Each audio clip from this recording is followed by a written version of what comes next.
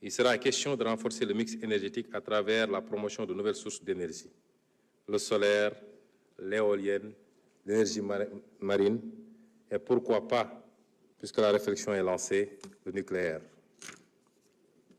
Nous réaffirmons notre volonté d'atteindre un mix énergétique de l'ordre de 30 à 40% d'ici 2030. Nous mettrons en œuvre une stratégie ambitieuse pour garantir à l'horizon 2030 un accès universel à l'électricité. Je veux vous rappeler que présentement le Sénégal produit un peu moins de 2000 MW et que dans le référentiel à l'horizon 2050, il est question d'atteindre 10 000 MW. Le gap est extrêmement important. La sécurisation de l'eau est essentielle pour garantir à chaque citoyen l'accès à une eau potable de qualité pour tous ses besoins. Les études préalables ont démarré pour la mise en œuvre du projet des autoroutes de l'eau, qui constitue un jalon majeur pour amener l'eau de qualité partout au Sénégal. En préservant les eaux souterraines, nous agirons de manière responsable envers les générations futures. Le dessalement de l'eau de mer sera développé en veillant à amoindrir le coût en énergie des projets et leur impact sur l'environnement. Quant à l'assainissement, nous y concentrerons davantage de ressources, non seulement pour les infrastructures urbaines, mais aussi en milieu rural. Une réforme en profondeur du secteur de l'assainissement, sans laquelle l'accès universel ne sera jamais une réalité pour nos concitoyens, quels que soient les montants qui seront investis. L'économie sociale et solidaire sera promue au niveau des pôles territoires. Le cadre législatif et réglementaire sera rénové à cet effet. Les acteurs seront mieux organisés de sorte à faciliter la conclusion de contrats de services publics entre les collectivités territoriales et les entreprises de l'économie sociale et solidaire, ou entre ces dernières et les grandes et moyennes entreprises locales. La démarche innovante consistera à promouvoir des pilotes, des solutions réplicables à une grande échelle. Monsieur le Président de l'Assemblée nationale, Mesdames et Messieurs les honorables députés, sans sécurité, pas de paix.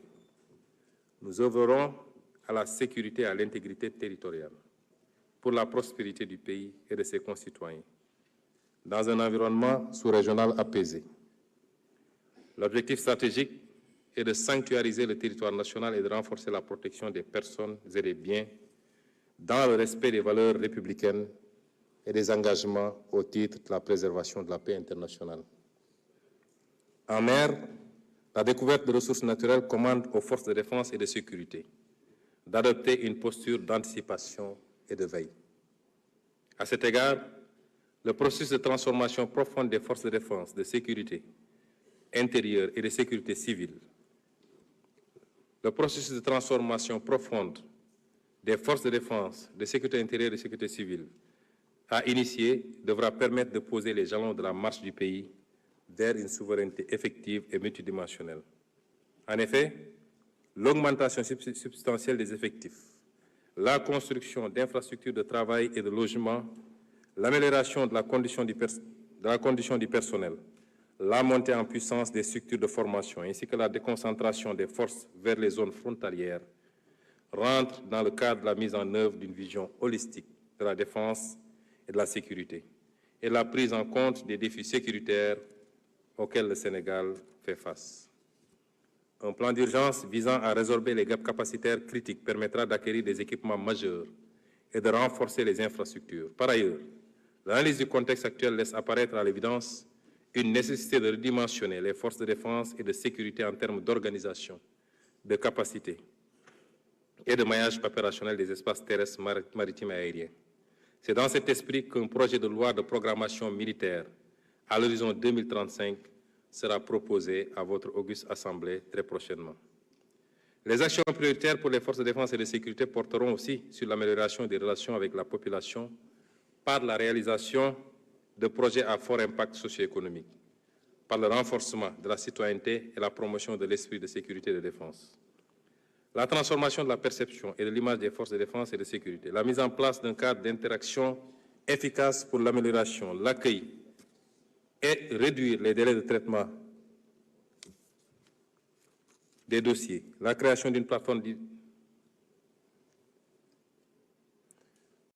de traitement des dossiers, la création d'une plateforme digitale d'information et la réduction des accidents de la circulation sont autant d'actions qui polarisent les efforts.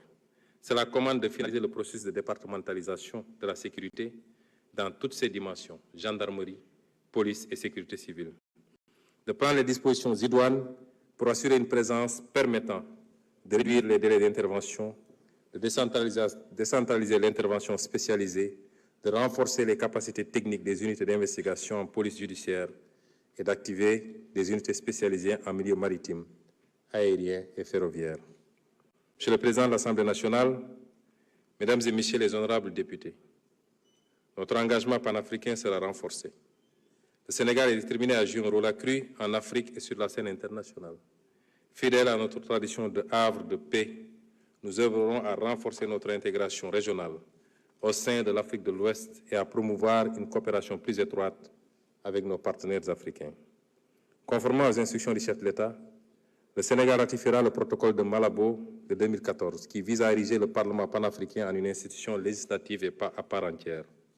Dans la même foulée, nous passerons en revue tous les traités et protocoles régionaux afin de nous mettre à jour pour ce qui concerne la ratification, leur incorporation dans notre droit interne et leur mise en œuvre. Nous nous évertuerons à être un pays modèle dans le domaine de l'intégration régionale en Afrique et soutiendrons activement les chantiers de la CEDEAO. Le Sénégal renforcera, comme jamais auparavant, ses relations avec les pays africains frères.